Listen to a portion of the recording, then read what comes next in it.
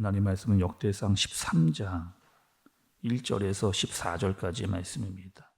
다윗이 천부장과 백부장 곧 모든 지휘관과 더불어 의논하고 다윗이 이스라엘의 온 회중에게 이르되 만일 너희가 좋게 여기고 또 우리의 하나님 여호와께로 말미암았으면 우리가 이스라엘 온 땅에 남아있는 우리 형제와 또 초원이 딸린 성읍에 사는 제사장과 레위 사람에게 전령을 보내 그들을 우리에게로 모이게 하고 우리가 우리 하나님의 궤를 우리에게로 옮겨오자.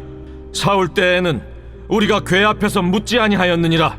뭇 백성의 눈이 이 일을 좋게 여기므로 온 회중이 그대로 행하겠다 한지라. 이에 다윗이 애굽의 시홀 시내에서부터 하맛 어기까지 온 이스라엘을 불러 모으고 기럇 여아림에서부터 하나님의 궤를 메어오고자 할세.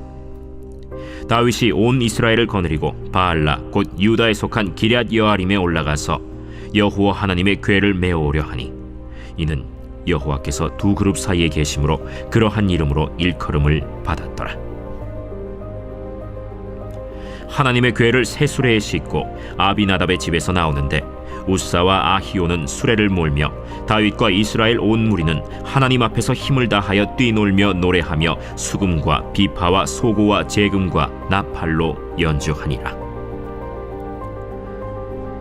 기돈의 타작마당에 이르러서는 소들이 뛰므로 우사가 손을 펴서 궤를 붙들었더니 우사가 손을 펴서 궤를 붙듦으로 말미암아 여호와께서 진노하사 치심에 그가 거기 하나님 앞에서 죽으니라. 여호와께서 우사의 몸을 찢으셨으므로 다윗이 노하여 그곳을 베레스 우사라 부르니 그 이름이 오늘까지 이르니라. 그날에 다윗이 하나님을 두려워하여 이르되 내가 어떻게 하나님의 궤를 내 곳으로 오게 하리요? 다윗이 궤를 옮겨 자기가 있는 다윗 성으로 메어들이지 못하고 그 대신 가드 사람 오벳 에돔의 집으로 메어가니라. 하나님의 궤가 오벳 에돔의 집에서 그의 가족과 함께 석 달을 있음이라. 여호와께서 오벳 에돔의 집과 그의 모든 소유에 복을 내리셨더라. 아멘. 우리가 역대상의 말씀을 보고 있습니다. 그리고 역대상에서 지금 이스라엘의 왕은 다윗입니다. 다윗이 왕이 됐습니다. 그리고 다윗이 이스라엘의 왕에 대해서 가장 먼저 한 일, 여러분 다윗이 이스라엘의 왕에 대해서 가장 먼저 한 일은 뭐였을까요? 어떤 일을 했을까요? 굉장히 중요한 일이잖아요. 한번 말씀을 좀 보겠습니다. 여러분 1절의 말씀을 좀 볼게요. 다윗이 천부장과 백부장 곧 모든 지휘관과 더불어 의논하고 3절입니다. 우리가 우리 하나님의 궤를 우리에게로 옮겨오자.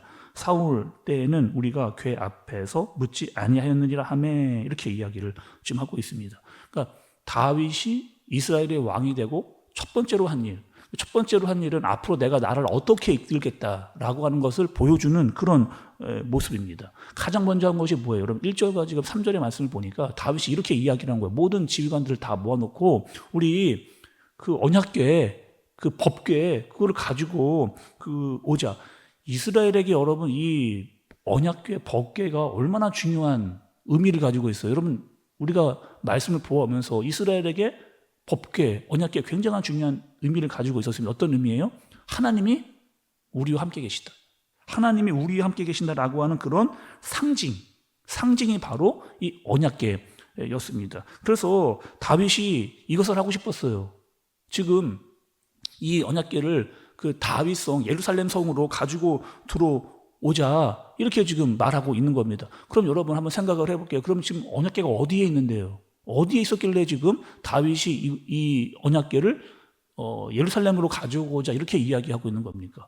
오늘 말씀에 보면 기럇 여아림이라고 나오잖아요. 장소가 기럇 여아림이라고 하는 지역의 그 법궤가 사실은 거의 방치되다시피 그냥 내버려 둔 것 같이 아무도 신경 쓰지 않은 상태로 그냥 그렇게 있었던 상황이었습니다. 또 여러분 이 법궤는 왜 기럇 여아림으로 가 있었을까요? 원래는 여러분 이 법궤는 어디에 있어야 됩니까? 실로에 있어야 되는 이 법궤가 지금 기럇 여아림에 가 있는 겁니다. 왜 그렇게 하게 됐느냐?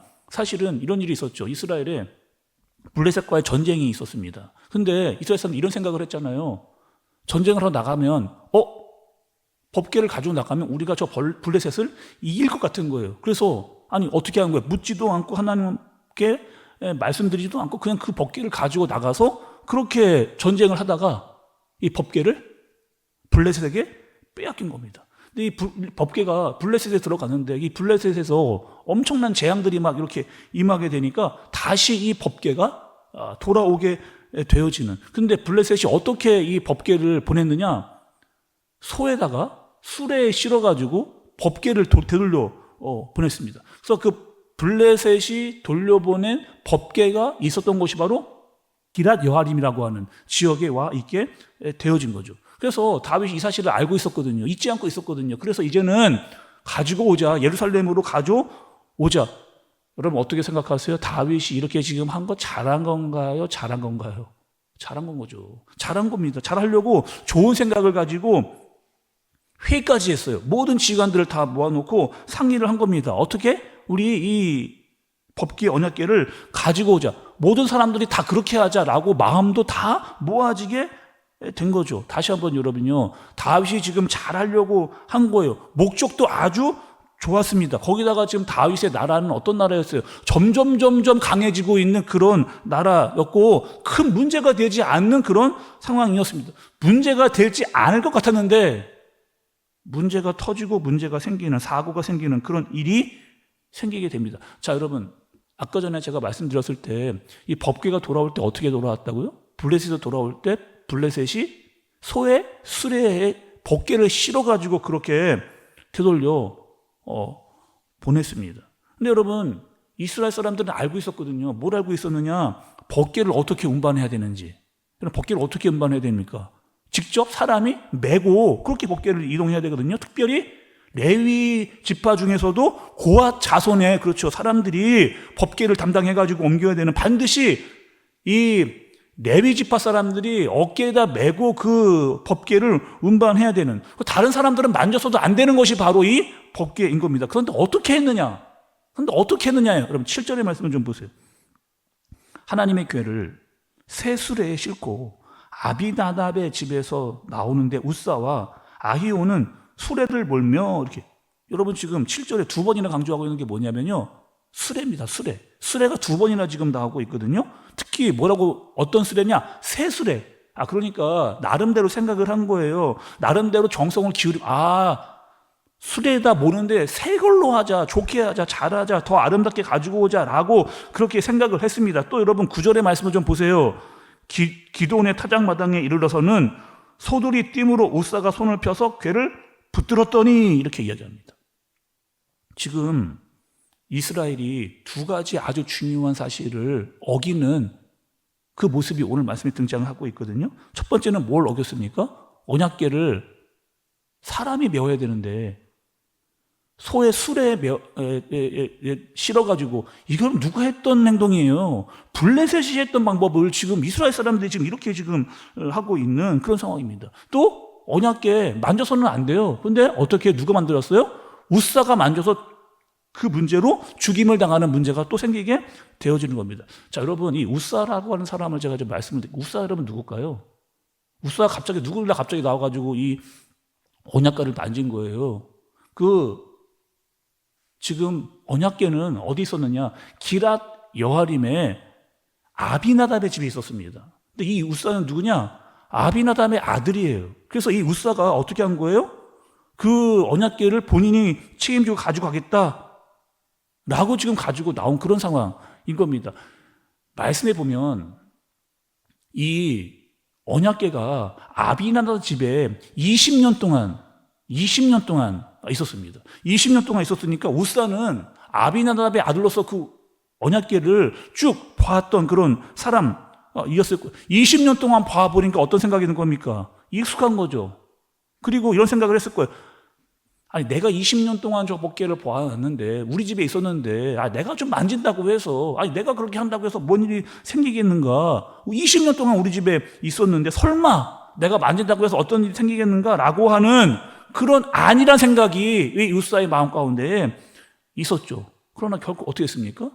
자기에게 가벼운 생각, 설마 이 일이 그렇게 되겠어라고 해서 그 언약궤를 만지는 순간 우사가 죽어버리는 그런 일이 생겨나게 된 겁니다.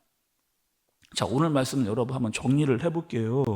지금 오늘 말씀은 이런 내용입니다. 다윗이 언약궤를 가지고 오자, 좋은 취지에서 그 일이 시작이 됐습니다. 다윗 잘하려고 한 거예요. 모든 지휘관들도 다 동의를 했습니다. 목적도 또 동의도 다 얻었어요. 그런데 중요한 것은 하나님의 방법대로 하지 않았다는 겁니다. 하나님의 말씀대로 하지 않고 내 생각대로, 이거는요 하나님이 원하시는 거 아니에요. 아무리 취지가 좋고 아무리 목적이 좋아도 하나님이 원하시는 방법이 있는데 하나님이 원하시는 방법으로 하지 않고 내 생각대로 하는 거, 특히 이방 사람이 했던 그 똑같은 행동을 하고 있는 그 모습, 하나님이 원하지도 않고 바라시지도 않았다는 겁니다. 자꾸 내 생각을 거기에 집어넣어서 내 생각대로 하려고 하는, 익숙해져 있는 대로 내 습관적으로 하려고 하던 그 모습들이 나오려고 하는 그 모습들을 발견하게 되는 거죠. 그럼 우리의 신앙생활을 한번 생각을 해볼까요? 우리의 신앙생활, 여러분이 드리는 예배 여러분 어떻게 드리고 있습니까? 혹시 여러분 우리가 드리는 이 예배가 너무 형식적으로 드려지고 있지는 않은가? 너무 습관적으로, 너무 형식적으로 그렇게 그냥 교회에 와서 그냥 예배 드리는 것만으로 그냥 거기서의 안정감을 찾고 있는 것은 아닌가? 그냥 습관적인 종교 활동을 하고 있는 것은 아닌가? 자, 예를 들어볼게요, 여러분. 여러분 요즘에 새벽 기도 하실 때 사도신경 기도하실 때 사도신경의 의미를 좀 떠올리면서 여러분 기도하십니까?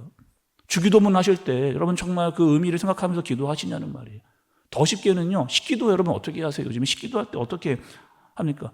뭐 식기도 창피하니까 안 하시는 분들도 있고, 아니면 너무 형식적으로 식기도를 하고 나니까 식기도를 분명히 하기는 했어요. 그런데 식기도 무슨 기도했는지 기억이 하나도 안 나는, 방금 식기도를 했는데 내가 뭐라고 기도했지? 라고 할 정도로 그냥 습관적으로 혹여나 그렇게 하고 있지는 않은지, 내 신앙생활이 어쩌면 그렇게 너무나 형식적이고 익숙해져 버린 기도를 드리고 있지는 않은지. 여러분, 우리는요 매일매일 새벽마다 말씀을 읽고 말씀을 듣는 자이잖아요.